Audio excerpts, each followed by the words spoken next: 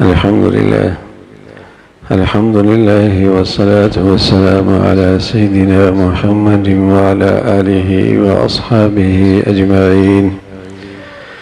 أما بعد فأعوذ بالله من الشيطان الرجيم. بسم الله الرحمن الرحيم. ثاني اثنين إذ هما في الغار إذ يقول لصاحبه لا تحزن إن الله معنا. صدق الله العظيم. اللهم صل على سيدنا محمد النبي الأمي وعلى آله وأصحابه وسلم. اللهم صل على سيدنا محمد النبي الأمي وعلى آله وأصحابه وسلم. میرے معزز مسلمان بزرگوں، عزیز بھائیوں، قرآن کی ان آیات میں ایسی شخصیت کا تذکرہ ہے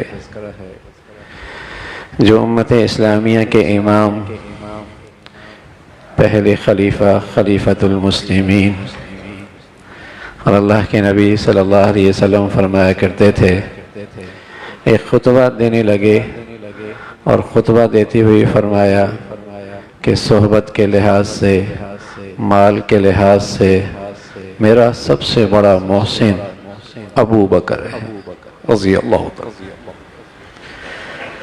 اور فرمایا کرتے ہیں اگر میں اللہ کے سوا کسی کو دوست بناتا تو ابو بکر کو بناتا. لیکن اسلامی اخوت اور محبت یہ بڑھیا چیز ہے. عمرو بن عاص رضی اللہ تعالی عنہ، آپ علیہ السلام کا ان کے ساتھ شفقت، پیار، محبت، تو ان کے خیال میں یہ بات آئی شاید اللہ کے نبی مجھ سے سب سے زیادہ محبت فرماتے ہیں. سوال کر بیٹھے، کہنے لگے یا رسول اللہ آپ کو سب سے زیادہ کس سے محبت ہے؟ فرمایا ابو بکر سے. ابو بکر سے.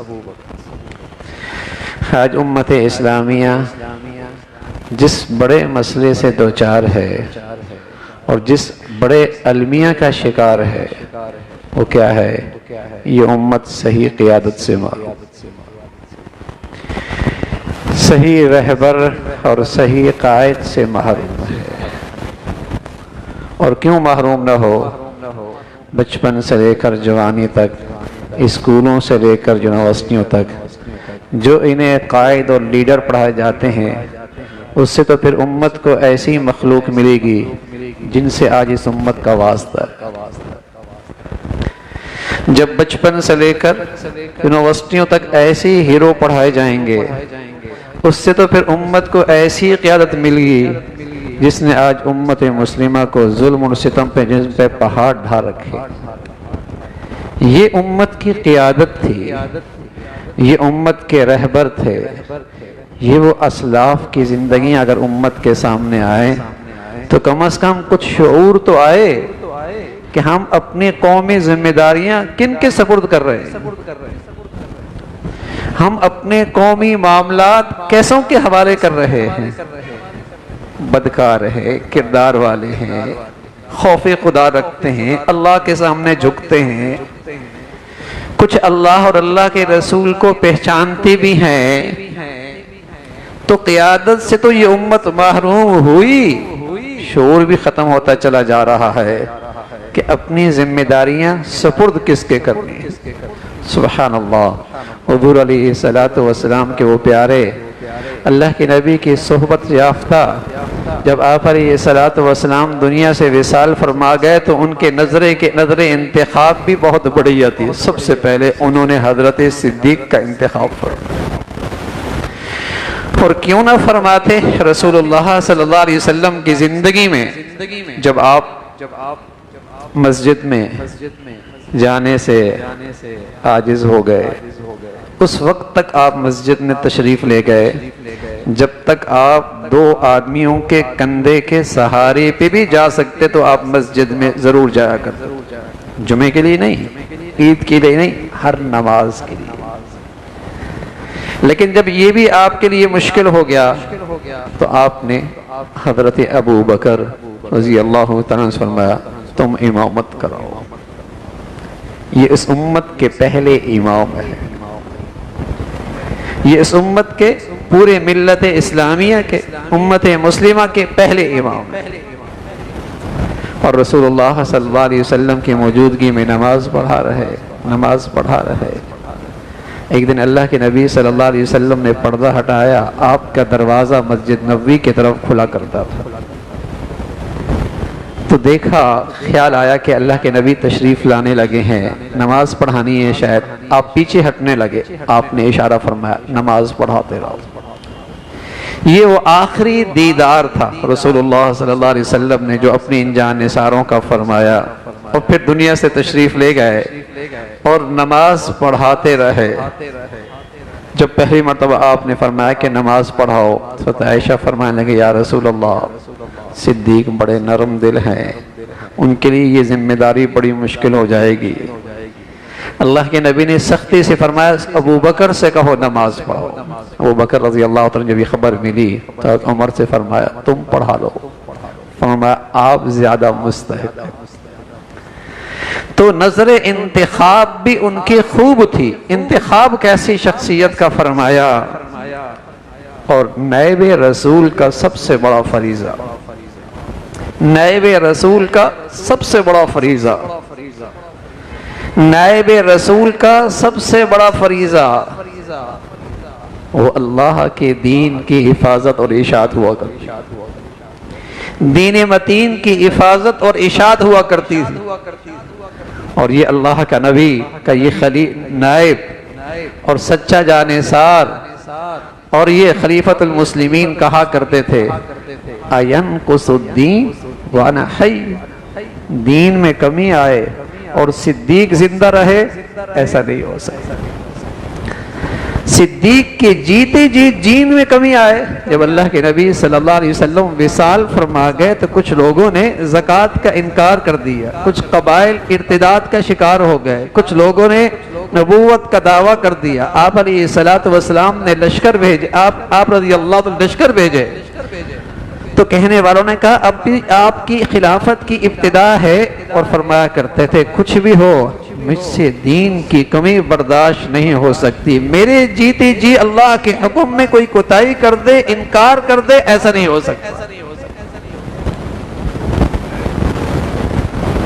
جو اللہ کے معاملے میں یوں غیرت کھائے گا وہ اللہ کے بندوں کے اندر بھی بڑا مشفق اور مہربان ہو۔ جو اللہ کے معاملے میں یوں غیرت کھایا کرتا ہے وہ اللہ کے بندوں کے حق میں بھی بڑا خیر خواہ اور ہمدرد ہوا کرتا ہے۔ ذاتی زندگی، قومی زندگی بے مثال، سبحان اللہ۔ ذاتی زندگی کا حال یہ ہے، ایک مرتبہ آپ کا ایک غلام کچھ لے کے آ گیا اور آپ نے کھا لیا۔ غلام کہنے لگا ہمیشہ آپ پوچھا کرتے ہیں کہاں سے لائے ہو، کدھر سے کمایا ہے، آپ بغیر پوچھے کھا لیے۔ فرمایا بھوک کی شدت تھی، خیال نہ آیا، کئی دن سے بھوک تھی، بتاؤ کہاں سے لائے ہو؟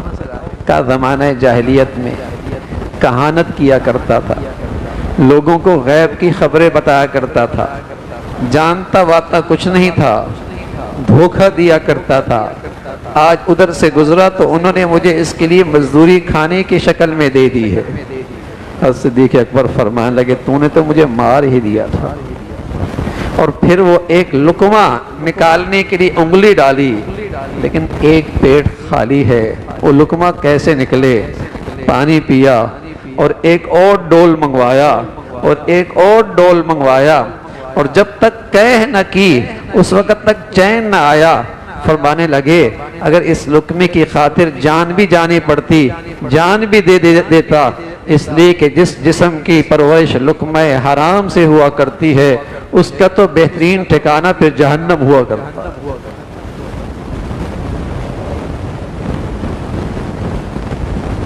ربیعہ بن جعفر ہیں رضی اللہ تعالیٰ عنہ، ایک درخت کے معاملے میں کچھ بات بڑھ گئی، کچھ ایسی بات آپ کی زبان سے نکلی، فوراً احساس ہوا کہ شاید انہیں تکلیف ہوئی ہو، تو ربیعہ بن جعفر سے کہنے لگے تم بھی یہی سخت جملہ مجھ سے کہہ دو۔ انہوں نے انکار کر دیا، انہوں نے اصرار کرنا شروع کر دیا، انہوں نے پھر انکار کیا، انہوں نے اور اصرار کیا، آخر انہیں حضور علیہ السلام کی خدمت میں ساتھ لے گئے۔ کہا یا رسول اللہ ان سے کہہ دینا مجھے بھی سخت جملہ کہہ دیں کہ معاملہ اس دنیا میں صاف ہو جائے۔ رسول اللہ صلی اللہ علیہ وسلم فرما ربیہ تم سخت جملہ تو نہ کہو، یوں کہو غفر اللہ لک یا ابا بکر، اے ابو بکر اللہ تجھے معاف فرما دے، اے اللہ ابو بکر تجھے معاف فرما دے۔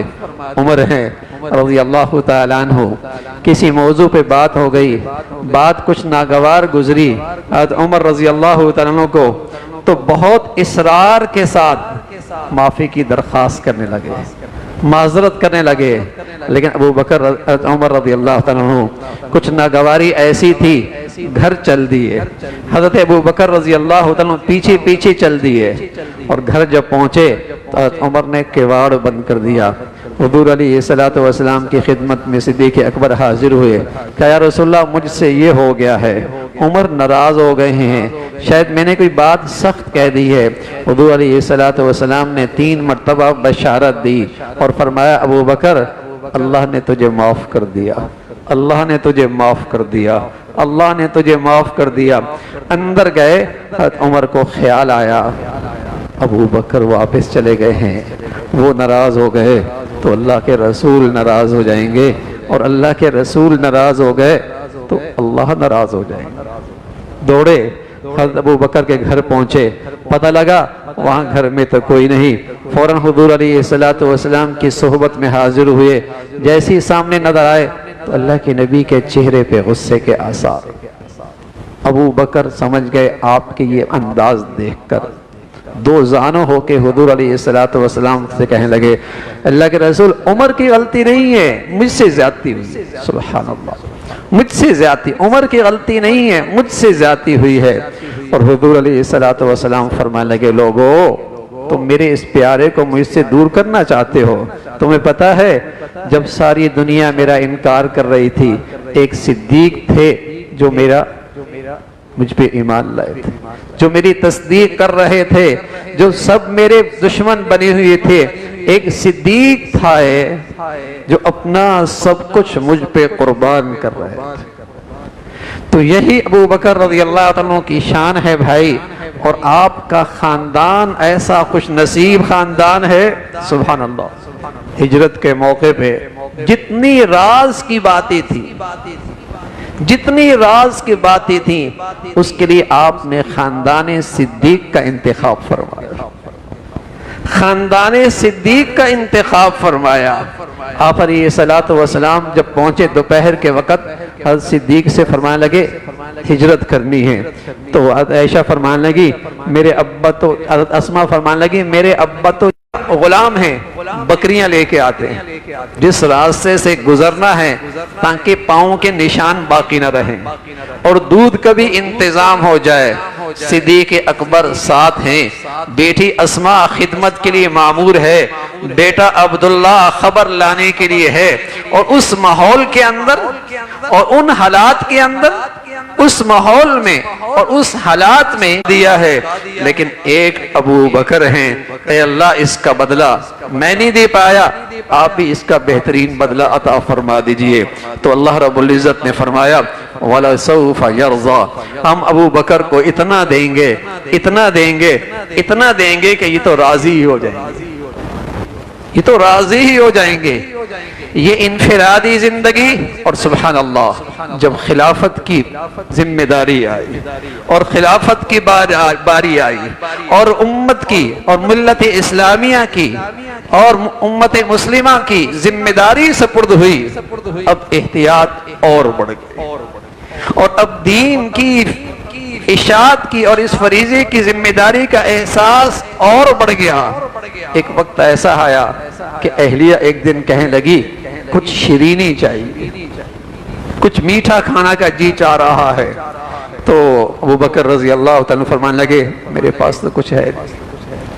آپ کی ابتدائی 6 مہینے ایسے گزرے، دور سے کچے گھر سے تشریف لاتے اور دار حکومت مدینہ میں تشریف لاتے، اور مسجد نبوی میں بیٹھ کر آپ اپنے پورے قومی ذمہ داریوں کو سر انجام دیں۔